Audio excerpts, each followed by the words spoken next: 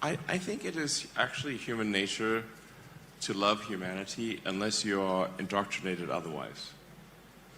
So I think the actual default for most people is to love humanity and to love being around their fellow humans. You can take, for example, like what's one of the worst punishments in prison is solitary confinement. And all solitary confinement means is that you don't get to hang out with the other prisoners, which might not be the best group of people to hang out with. But even that is considered a terrible punishment, to not be able to hang out with other prisoners. So in truth, I think in our nature, we all love humanity unless we are indoctrinated otherwise. And so we have to stop that indoctrination.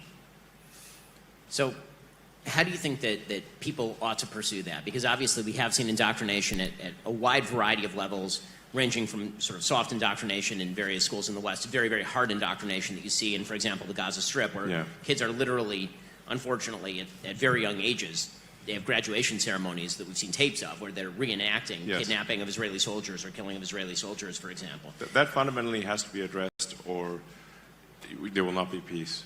The education of kids in Gaza, the indoctrination of hate into kids in Gaza has to stop. So when I was in Israel, I was like, that was my top recommendation, is like, you've got to make sure, I understand the need for this to invade Gaza, and unfortunately some innocent people will die. There's no way around it.